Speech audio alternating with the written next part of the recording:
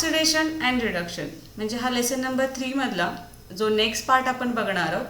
अतिशय महत्त्वाचा हा पार्ट आहे ऑक्सिडेशन अँड रिडक्शन, कारण फक्त 10 साठीच हा उपयोगी नाही आहे, तर ज्यावेळेस 11-12 साठी हा मोस्ट इम्पॉर्टंट टॉपिक आहे. आता ऑक्सिडेशन म्हणजे तुमच्याला काय देतं की तुम्ही मागेही ॲक्टिव्हिटी शिकलाय की एखाद्या एलिमेंटची रिॲक्शन ऑक्सिजन बरोबर झाली तर त्याचे ऑक्साईड तयार होतात, हे तुम्हाला माहिती आहे, आणि ती प्रोसेस जनरली ऑक्सिडेशन असते. मग ऑक्सिडेशन आणि रिडक्शन म्हणजे काय, ऑक्सिडेशन आणि रिडक्शन म्हणजे काय हे आपण बघणार आहे. Many types of substances gives reaction called oxidation and reduction. म्हणजे तुमच्या सभोवताली जेवढ्या रिॲक्शन होत असतात त्यातल्या बऱ्याचशा रिॲक्शन ह्या ऑक्सिडेशन आणि काही रिडक्शन असतात. मग काही एक्झाम्पल दिलेले आहेत बघा, ते एक्झाम्पल आपण बघूया. First one example is Mg twice Mg plus O2. Mg means तुम्हाला माहिती आहे मॅग्नेशियम आपण म्हणतो, अँड O2 मीन्स ऑक्सिजन. ही आपण ॲक्टिव्हिटी पाहिली होती मागच्या याच्यामध्ये की मॅग्नेशियमची स्ट्रीप जर तुम्ही हवेमध्ये जाळली तर खाली जी पावडर शिल्लक राहते व्हाईट कलरची ती कोणती असते रे, मॅग्नेशियम ऑक्साईडची असते. कोणती असते, मॅग्नेशियम ऑक्साईडची असते. ठीक आहे, म्हणजे इथं मॅग्नेशियमची रिॲक्शन ऑक्सिजन बरोबर झाली आणि काय तयार झालं, ऑक्साईड तयार झालं. कोणतं ऑक्साईड तयार झालं, मॅग्नेशियम ऑक्साईड तयार झालं. ठीक आहे. सेकंड एक्झाम्पल काय बघा, कार्बनची रिॲक्शन आपण ऑक्सिजन बरोबर केली, कार्बनची रिॲक्शन ऑक्सिजन बरोबर केली तर काय तयार झाला, कार्बन डायऑक्साईड तयार झाला. Okay, this one is a second example. आता तिसरे एक्झाम्पल काय बघा, MgH2 ह्याचं डिकम्पोजिशन झाल्यानंतर MgH2, कारण रिॲक्टंट एक आहे प्रोडक्ट जास्त आहे, त्यामुळे ही रिॲक्शन आहे ती कोणती आहे रे, डिकम्पोजिशन रिॲक्शन आहे. मग MgH2चं ज्यावेळेस डिकम्पोजिशन होत आहे त्यावेळेस Mg सेपरेट होतोय आणि हायड्रोजन इव्हॉल्व होतोय, हायड्रोजन बाहेर पडतोय. ओके, लक्षात घ्या काय फरक आहे तर हायड्रोजन इथे इव्हॉल्व झाला. नेक्स्ट एक्झाम्पल CH3 ह्याचं डिकम्पोजिशन झाल्यानंतर आपल्याला काय मिळतंय, CH2 आणि हायड्रोजन लिबरेट होतोय. ज्यावेळेस आपण अल्केन आणि अल्किनचा जो काही पार्ट बघणार आहे ह्या फर्स्टमध्ये त्यावेळेस तुम्हाला हे CH3 म्हणजेच काय किंवा CH2 म्हणजेच काय हे तुमच्या लक्षात येईल. ज्यावेळेस यांची रिॲक्शन केल्यानंतर बघा, ज्यावेळेस रिॲक्शन होतीये त्यावेळेस इथं हायड्रोजन इव्हॉल्व झालाय. फक्त आपल्या लक्षात घ्यायचं आहे की हे जे इक्वेशन 20, 21, 22, 23 तुमच्या पेजेसवर दिलेले आहेत याच्यामध्ये रिॲक्शन 20 आणि 21 मध्ये इथं रिॲक्टंट कंबाईन्स कुणाबरोबर होतात, ऑक्सिजन बरोबर होतात. कुणाबरोबर कंबाईन होतात, ऑक्सिजन बरोबर होतात. त्याचबरोबर 22 आणि 23 रिॲक्शनमध्ये हायड्रोजन गॅस इव्हॉल्व होतोय. बघा, हायड्रोजन काय होतोय, इव्हॉल्व होतोय. हे चारही एक्झाम्पल आहेत ते कशाचे आहेत, ऑक्सिडेशन रिॲक्शनचे आहेत. चारही एक्झाम्पल ऑक्सिडेशन रिॲक्शनचे आहेत. म्हणजे तुमच्या असं लक्षात आलं असेल की रिॲक्टंट बरोबर ऑक्सिजन कंबाईन झाला तरी रिॲक्शन ऑक्सिडेशन म्हणणार आपण, किंवा रिॲक्शन कंप्लीट झाल्यानंतर प्रोडक्ट तयार झाल्यानंतर त्यातून हायड्रोजन जर इव्हॉल्व होत असेल तरी त्या रिॲक्शनला ऑक्सिडेशन रिॲक्शन असं म्हटलं जातं. See definition, the chemical reaction in which बघा, the chemical reaction in which a reactant combines with oxygen. Reactant कुणाबरोबर कंबाईन होत असेल, ऑक्सिजन बरोबर होत असेल, किंवा और हा महत्त्वाचा शब्द आहे बरं का, किंवा लुजेस हायड्रोजन त्या प्रोडक्टमधून काय होत असेल, लूज होत असेल म्हणजे बाहेर पडत असेल तरी त्या रिॲक्शनला ऑक्सिडेशन रिॲक्शन असं म्हटलं जातं. द केमिकल रिॲक्शन, सी सोपी definition, the chemical reaction in which a reactant combines with oxygen. जर रिॲक्टंट ऑक्सिजन बरोबर कंबाईन झाला तर ती रिॲक्शन काय असते, ऑक्सिडेशन असते. किंवा रिॲक्शन कंप्लीट झाल्यानंतर प्रोडक्टमध्ये जर हायड्रोजन गॅस बाहेर पडत असेल किंवा हायड्रोजन बाहेर पडत असेल तर त्याला आपण ऑक्सिडेशन रिॲक्शन असं म्हणणार आहे. सो डेफिनेशन एकदा सगळ्यांनी वाचा बरं. The chemical reaction in which a reactant combines with oxygen or loses hydrogen to form product is called as a oxidation reaction. जर तुम्हाला ऑक्सिडेशन रिॲक्शनची डेफिनेशन व्यवस्थित आली तर तुम्हाला रिडक्शन येणार आहे, कारण ऑक्सिडेशनच्या अपोजिट रिडक्शन आहे.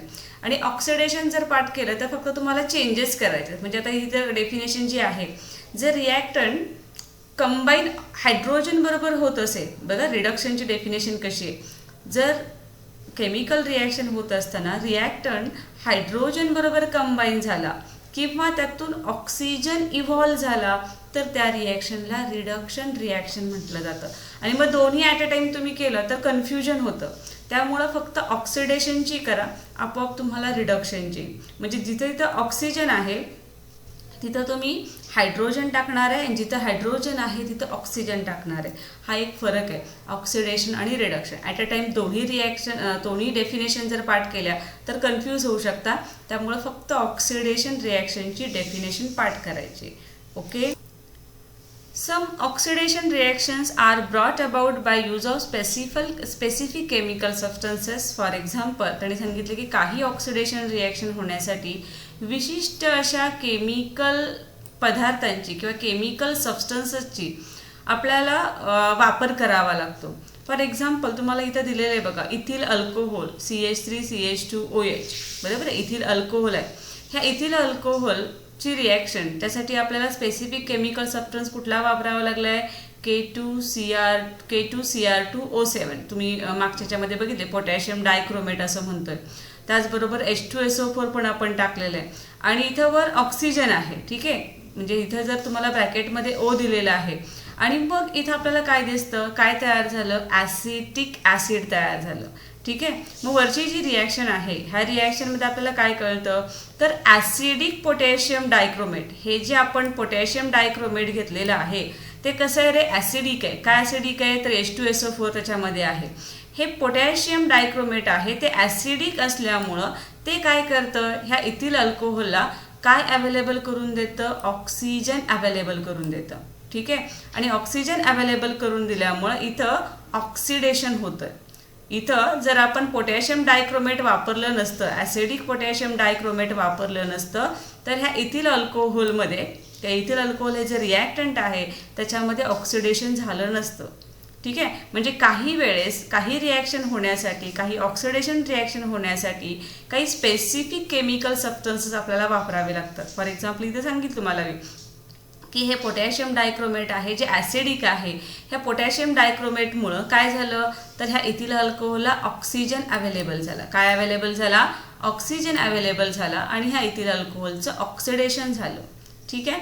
आणि मग असे सबस्टन्सेस, इथं डेफिनेशन आहे बघा, chemical substances which bring about an oxidation by making oxygen available.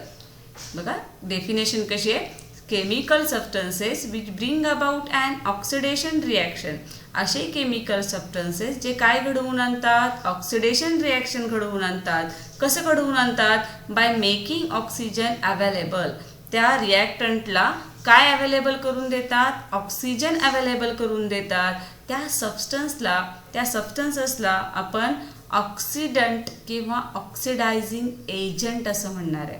मग इथं वरच्या रिॲक्शनमध्ये K2Cr2O7 H2SO4 हे ह्यांना आपण काय म्हणणार आहे, ऑक्सिडायझिंग एजंट असं म्हणणार आहे किंवा ऑक्सिडंट असं म्हणणार आहे. हे जे सबस्टन्सेस आहेत, केमिकल सबस्टन्सेस जे रिॲक्शनमध्ये असणाऱ्या रिॲक्टंटला ऑक्सिजन अवेलेबल करून देतात, त्या सबस्टन्सेसला आपण ऑक्सिडंट किंवा ऑक्सिडायझिंग एजंट असं म्हणणार आहे. ओके. आता याच्यानंतर डू यू नो मध्ये तुम्हाला एक ॲक्टिव्हिटी दिलेली आहे, मला वाटतं ती कट झाली असेल तरीसुद्धा आपल्याला बघावी लागेल. A variety of oxidants are use to bring about control oxidation. आता आपण बघितलं की ह्या रिॲक्शनला, ही रिॲक्शनवरची इथिल अल्कोहोलची रिॲक्शन होण्यासाठी ऑक्सिडायझिंग एजंटची गरज असते किंवा ऑक्सिडंटची गरज असते. मग तुम्हाला डू यू नोमध्ये सांगितले की बऱ्याचशा अशा रिॲक्शन्स आहेत, त्या रिॲक्शनसाठी आपल्याला वेगवेगळे ऑक्सिडंट यूज करावे लागतात. A variety of oxidants are used to bring about control oxidation. मग कोणकोणते आहेत, जनरली वापरले जाणारे जास्त वापरले जाणारे केमिकल ऑक्सिडंट कोणकोणते तर तुम्हाला इथं दिले बघा. मगाशी आपण जे वापरलं होतं K2Cr2O7H2SO4 किंवा KMnO4H2SO4 ही दोन नावं लक्षात ठेवा. ही दोन नावं काय केली तर जनरली कॉमनली केमिकल ऑक्सिडंट म्हणून वापरली जातात. कोणकोणती K2Cr2O7H2SO4 KMnO4H2SO4 these are the commonly used chemical oxidant. ठीक आहे. त्याच्यानंतर कमी प्रमाणाचे माइल्ड ऑक्सिडंट कोण आहे तर हायड्रोजन पेरॉक्साईड. मागच्या याच्यामध्ये आपण रिॲक्शन बघितली की हायड्रोजन पेरॉक्साईडचं जर आपण डिकम्पोजिशन केलं तर हायड्रोजन वेगळा होतोय, ऑक्सिजन वेगळा होतोय. हा हायड्रोजन पेरॉक्साईड जो आहे हा सुद्धा एक ऑक्सिडंट आहे, पण हा माइल्ड ऑक्सिडंट आहे, स्ट्रॉंग नाही आहे. कसं आहे? माइल्ड ऑक्सिडंट आहे. ठीक आहे. तिसरं उदाहरण काय बघा, ओझोन. जे आपण ओझोन जनरली म्हणतो, काल आपण ओझोन लेअरबद्दल बघितलं तो. हा ओझोन सुद्धा काय रे एक प्रकारचा ऑक्सिडंट आहे. Okay, ozone is also chemical oxidant. Then nascent oxygen. Nascent oxygen म्हणजेच काय? इथं बघा दाखवलंय, ब्रॅकेटमध्ये दाखवलंय की नाही, तो ब्रॅकेटमध्ये ओ दाखवलाय, त्याला नेसेंट ऑक्सिजन असं म्हटलं जातं. Nascent oxygen is generated by chemical oxidant and it is used for the oxidation reaction. मी तुम्हाला इथं कळालं असेल की जनरली ऑक्सिडेशनसाठी जे ऑक्सिडंट लागतात, केमिकल ऑक्सिडंट लागतात, मोस्ट ऑफ द यूज कुणाचा होतो? K2Cr2O7H2SO4 KMnO4H2SO4 हे जनरली वापरले जातात. हायड्रोजन पेरॉक्साईड हा सुद्धा ऑक्सिडंट आहे, पण तो माइल्ड आहे. ओझोन हा सुद्धा केमिकल ऑक्सिडंट आहे. आणि नेसेंट जो ऑक्सिजन आहे, O2 नाही, नुसता ऑक्सिजन ओ असेल, इथे बघा दाखवले, हा ओ जो आहे ह्याला नेसेंट ऑक्सिजन असं म्हटलं जातं. आणि इकडच्याला O2ला आपण काय म्हणतो? ऑक्सिजन असं म्हणतो. तुम्हाला माहिती आहे O2ला आपण म्हणजे ऑक्सिजन म्हणतोय आणि हा O म्हणजे नेसेंट ऑक्सिजन म्हटलं जातं. म्हणजे तुम्हाला खाली काही रिॲक्शन दिलेले आहेत. ह्या रिॲक्शनमध्ये तुम्ही बघू शकता की ऑक्सिडंट आहे, ऑक्सिडंट यूज झाल्यामुळे इथं ऑक्सिडेशन रिॲक्शन होते. ठीक आहे. प्रत्येक ठिकाणी नेसेंट ऑक्सिजन तयार झालेला आहे. इथे बघा, nascent oxygen is a state prior to formation of O2 molecule. Generally nascent oxygen ही काय तर ज्यावेळेस O2 मॉलिक्यूल फॉर्मेशनसाठी हा वापरला जातो. It is the reactive form of oxygen and is represented by writing the symbol as ब्रॅकेटमध्ये O. अशा पद्धतीनं असं जर असेल, ब्रॅकेटमध्ये O असेल तर त्याला आपण नेसेंट ऑक्सिजन असं म्हणायचं. ठीक आहे. आता यूज युअर ब्रेन पॉवरमध्ये खाली काय म्हटलंय बघा, which is the oxidant used for the purification of drinking water. याचा आन्सर तुम्ही मला सांगायचं आहे. Which is the oxidant used for purification of drinking water. पाणी जे पिण्यासाठी आपण प्युरिफाय केलं जातं त्याच्यामध्ये कोणता ऑक्सिडंट वापरला जातो? आणि दुसरं आहे, why is potassium permanganate use during cleaning water tank. पाण्याच्या जर टाक्या स्वच्छ करायच्या असतील तर त्यावेळेस पोटॅशियम परमॅग्नेट का वापरलं जातं? हे तुम्ही आन्सर मला सांगायचं. ठीक आहे. नेक्स्ट खाली रिॲक्शन्स काय दिलेले आहेत बघा. काय रिॲक्शन दिलेले आहेत? We have seen just that potassium permanganate is a chemical oxidant. आत्ताच आपण बघितलं की पोटॅशियम परमॅग्नेट आहे हे काय एक प्रकारचं केमिकल ऑक्सिडंट आहे. मग रिॲक्शन खाली आपण एक बघू शकतो. KMnO4 म्हणजेच पोटॅशियम परमॅग्नेट प्लस FeSO4 म्हणजेच आयर्न सल्फेट आपण म्हणतोय, यांच्यामध्ये आणि त्याच्याबरोबर H2SO4 आहे. आता 2, 10, 8 हे का वापरले तुम्हाला माहिती आहे? रिॲक्शन बॅलन्स करण्यासाठी हे 2, 10, 8 आलेले असणार आहे. मग त्यातून काय काय तयार झालं? K2SO4 plus twice MnSO4 plus 5Fe2SO4 and plus 8H2O. ठीक आहे. मग इथं त्यांनी क्वेश्चन असा विचारला आहे, which compound is oxidized by KMnO4. कोणता इथला कंपाऊंड KMnO4नी ऑक्सिडाइज झाला आहे? In the presence of reaction of course काय असणार आहे? FeSO4 असणार आहे. बरोबर आहे. Here FeSO4 is transform into Fe2SO4. बघा, हा रिॲक्टंटमध्ये असणारा जो FeSO4 आहे, प्रोडक्टमध्ये काय तयार झालं? Fe2SO4 तयार झाले. ठीक आहे. मग आता हे कसं कन्व्हर्जन झाले ते आपण बघूया. असं म्हटलंय त्यांनी, ऑक्सिडेशन रिॲक्शन कशी झाली. कारण रिॲक्टंटमध्ये आपल्या काय होता?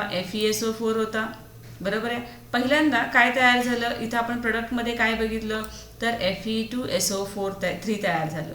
म्हणजेच जर आपण त्यांच्या आयनिक रिॲक्शन, आयनची रिॲक्शन केली तर खाली दिलेली आहे. Feवर किती चार्ज आहेत, 2 पॉझिटिव्ह चार्ज आहेत. SO4वर किती आहे, 2 निगेटिव्ह चार्ज आहेत.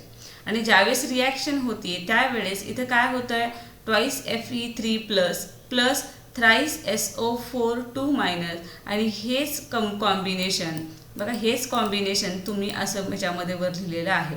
ठीक आहे. ही खालची रिॲक्शन जी आहे तीच ब्रॅकेटमध्ये टाकली, Fe2 कंसामध्ये SO4 आणि कंसाच्या बाहेर काय टाकलंय, 3 टाकलंय. The net change taking place in the above conversion shown by the net ionic reaction as shown in the below. Okay, net ionic reaction Fe2 म्हणजे इथं फेरस लक्षात ठेवायचं. Fe2 प्लसला आपण फेरस असं म्हणतोय आणि Fe3 प्लस म्हणजे Feवर 2 पॉझिटिव्ह चार्ज असेल तर त्याला फेरस असं म्हणतोय आणि Feवर 3 पॉझिटिव्ह चार्ज असतील तर त्याला आपण फेरिक असं म्हणायचं. Okay, Fe2 plus means ferrous आणि Fe3 प्लस म्हणजे ferric. The net ionic reaction present the oxidation bring about by KMnO4. When ferric ion is transformed into ferrous ion in the positive charge is increased by 1 unit. याचा अर्थ की ज्यावेळेस ferric ion, बघा हा ferric ion, ह्या ferric आयनचं हा कशापासून तयार झाला, तर ह्या फेरस आयन पासून तयार झाला. ठीक आहे. Ferric ion is form from the ferrous ion. The positive charge is increased by 1 unit. बघू शकता इथं पॉझिटिव्ह चार्ज किती आहे, 2 आहे. ह्याच्यावर किती आले, 3 आहेत. म्हणजे पॉझिटिव्ह चार्ज कितीने वाढले, 1 युनिटनी वाढले, 1 युनिटनी वाढले. ठीक आहे. Then while this happen the ferrous ion lose 1 electron. याचा अर्थ इथं फेरसमधून 1 इलेक्ट्रॉन काय झालाय, कमी झालाय. तर इथं एक काय झालाय, वाढलाय. म्हणजे हे सगळे रिॲक्शन डोक्यातनं काढून टाका. फक्त तुम्हाला सांगायचं आहे काय, ऑक्सिडेशनची अजून एक डेफिनेशन मला सांगायची आहे. एवढंच लक्षात ठेवा, oxidation mean losing 1 or more electron. आत्तापर्यंत आपण मागच्या लेक्चर किंवा आत्ता आपण मागच्या स्लाईडमध्ये काय बघितलं, ऑक्सिडेशन म्हणजेच ऑक्सिजन कंबाईन झाला किंवा त्यातून हायड्रोजन रिलीज होत असेल तर ती रिॲक्शन ऑक्सिडेशन. हे पाठीमागचं इथं काहीच लक्षात घेऊ नका. फक्त एकच लक्षात ठेवा, ऑक्सिडेशन म्हणजेच काय, अजून दुसरे डेफिनेशन की जर त्यातून एक किंवा एकापेक्षा जर जास्त इलेक्ट्रॉन लूज होत असतील, फॉर एक्झाम्पल इथं एक किंवा एकापेक्षा जर जास्त इलेक्ट्रॉन लूज होत असतील तर त्याला आपण काय म्हणणार आहे, ऑक्सिडेशन रिॲक्शन असं म्हणणार आहे. ते वरच्या डेफिनेशन बरोबर ही एक लक्षात ठेवा. What is oxidation, oxidation means losing 1 or more electron. तर जर तो ॲटम, जर दिलेला एलिमेंट किंवा ॲटम काय करत असेल, एक किंवा एकापेक्षा जास्त इलेक्ट्रॉन जर लूज करत असेल, डोनेट करत असेल तर ती रिॲक्शन ऑक्सिडेशन रिॲक्शन असते. मागच्या सेकंड चॅप्टरमध्ये आपण बघितलं होतं, इलेक्ट्रॉन्स काही एलिमेंट स्वतःचं ऑक्टेट कम्प्लीट करण्यासाठी इलेक्ट्रॉन्स देतात, त्याला आपण इलेक्ट्रोपॉझिटिव्ह म्हटलं होतं. बरोबर आहे त्या भाषेमध्ये. पण जर ऑक्सिडेशन आणि रिडक्शनच्या भाषेमध्ये जर आपल्याला समजून घ्यायचं असेल, जर इलेक्ट्रॉन्स तो एलिमेंट देत असेल तर त्या प्रोसेसला ऑक्सिडेशन असं म्हणायचं. आणि जो इलेक्ट्रॉन घेतो, ज्यावेळेस तो ॲटम इलेक्ट्रॉन घेतो त्याला आपण रिडक्शन असं म्हणणार आहे. ठीक आहे. आता खाली एक रिॲक्शन दिलेली आहे, त्याच्यावर तुमच्या लक्षात येईल. Look at the chemical equation. Okay, जी वनस्पती घीची आपण पाठीमागं बघितली होती. Which type of this reaction in which vanaspati ghee is transform from vegetable oil. मागच्या रिॲक्शनमध्ये आपण बघितलं होतं की व्हेजिटेबल ऑइलपासून काय तयार झालं, वनस्पती घी तयार झालं. मग ही रिॲक्शन कोणती, आता ती रिॲक्शन कोणती आहे बघा. आता आपण रिडक्शनबद्दल बघतोय. रिडक्शन म्हणजेच काय, the chemical reaction in which reactant gain hydrogen. जर केमिकल रिॲक्शनमध्ये रिॲक्टंट काय करत असेल, काय गेन करत असेल, हायड्रोजन गेन करत असेल तर त्याला आपण रिडक्शन म्हणणार आहे. मग अशी ऑक्सिजन गेन केला होता, ऑक्सिजन घेतला गेला होता, हायड्रोजन रिलीज होत होता, त्याला ऑक्सिडेशन म्हणत होतो. रिडक्शनमध्ये याच्या उलट आहे. हायड्रोजन गेन केला जातो. म्हणजे रिॲक्टंट बरोबर कोण कंबाईन होतं? हायड्रोजन कंबाईन होतं, त्याला रिडक्शन असं म्हटलं जातं. त्याचबरोबर the reaction in which similarly, मगाची डेफिनेशन, ही डेफिनेशन पाठ करू नका, मगाशी कॉमन आहे तीच पाठ करा, पण आता आपण पुस्तकातली आहे ती बघूया.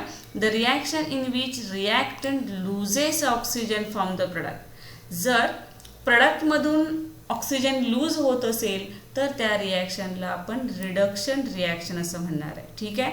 आणि जसं आपण ऑक्सिडायझिंग एजंट बघितलं होतं की जे ऑक्सिडेशन घडवून आणतात, असे काही सबस्टन्सेस असतात जे ऑक्सिडेशन घडवून आणतात, त्याला आपण ऑक्सिडायझिंग एजंट म्हटलं होतं. सेम इथं रिड्युसिंग एजंट सुद्धा आहेत.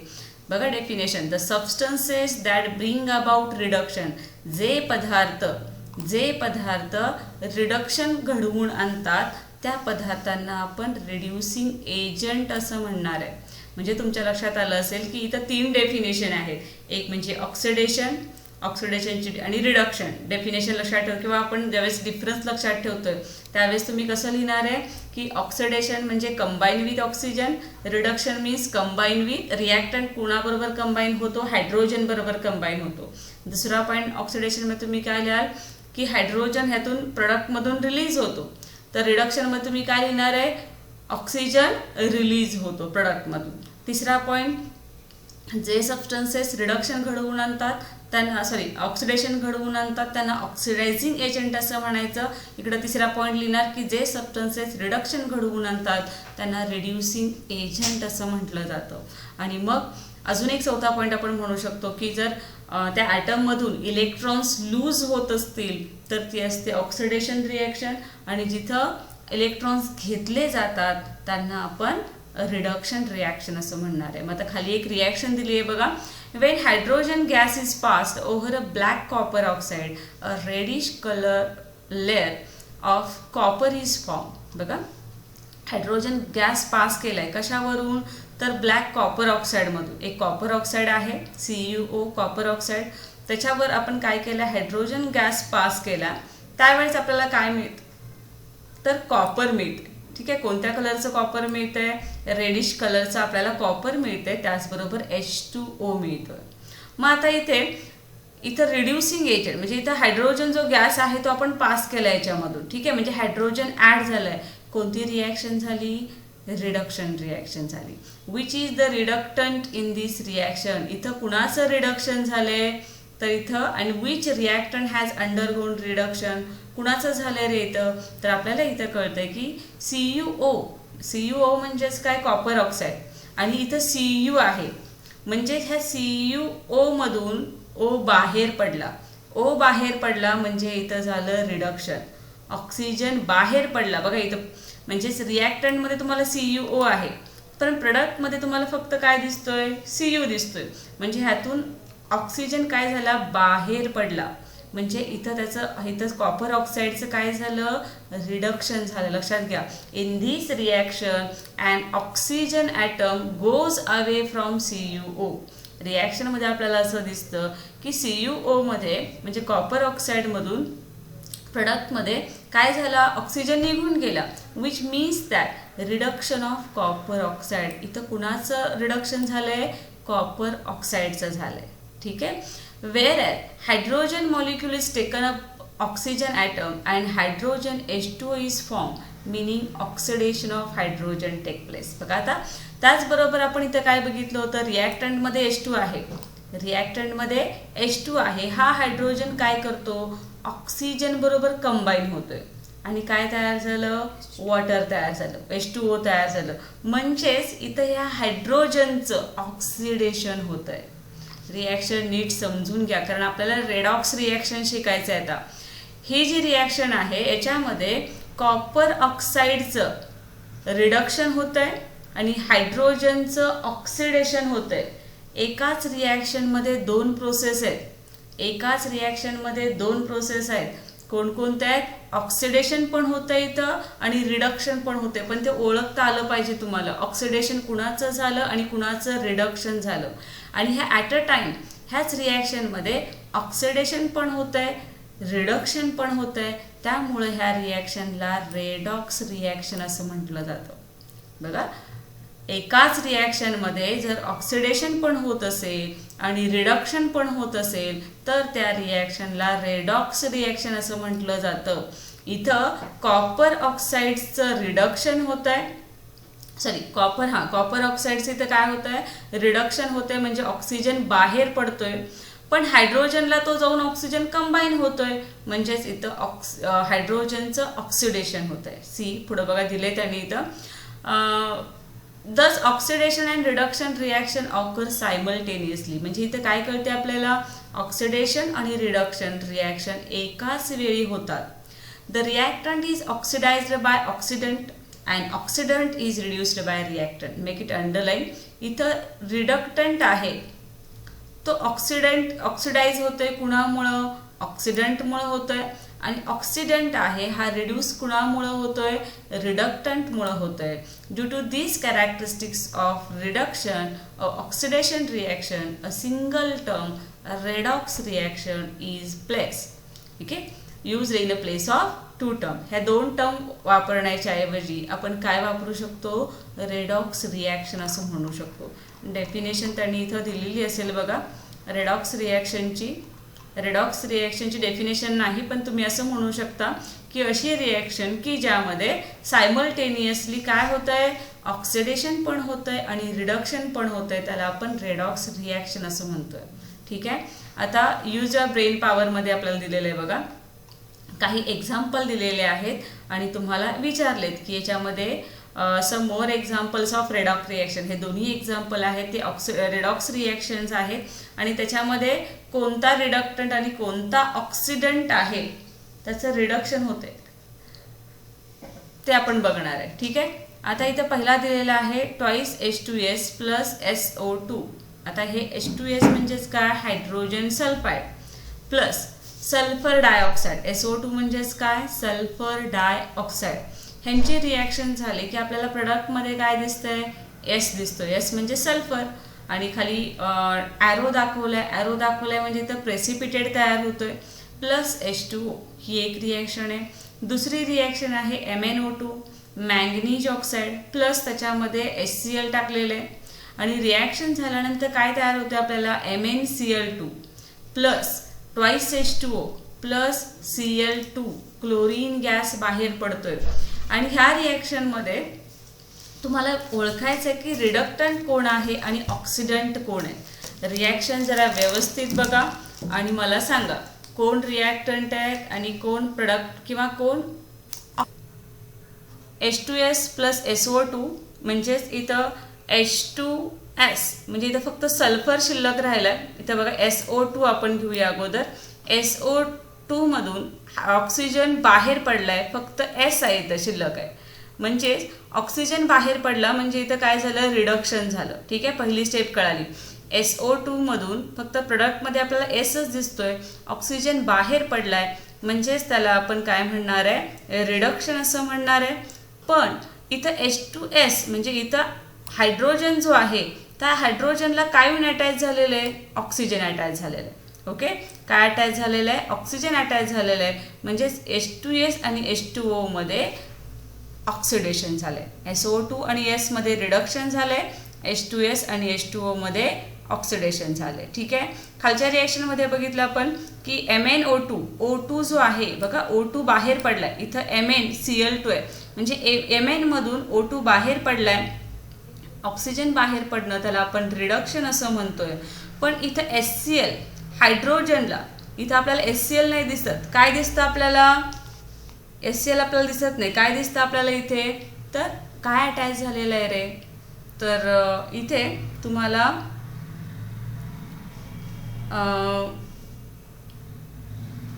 काय अटॅच झालेला दिसतोय, तर इथं आपल्याला क्लोरीन म्हणजे ऑक्सिजन अटॅच झालेला दिसतोय आणि ही जी रिॲक्शन आहे ती कंप्लीट झालेली आपल्याला दिसते इथं. ठीक आहे, आणि मग खाली तुम्हाला प्रश्न असा विचारलेला आहे, if oxidation mean losing electron what is mean by reduction. ठीक आहे, इथं तुम्हाला काही क्वेश्चन्स विचारलेले आहेत की इलेक्ट्रॉन्स आहेत ते इलेक्ट्रॉन्स दिल्यानंतर आपण त्याला काय म्हणतोय, ऑक्सिडेशन असं म्हणतोय. तर रिडक्शन म्हणजेच काय, रिडक्शन म्हणजेच काय असणार आहे, गेनिंग इलेक्ट्रॉन. इलेक्ट्रॉन जर मिळत असतील तर त्याला आपण काय म्हणणार आहे, रिडक्शन असं म्हणणार आहे. ठीक आहे, इथपर्यंत समजलं का सगळ्यांना.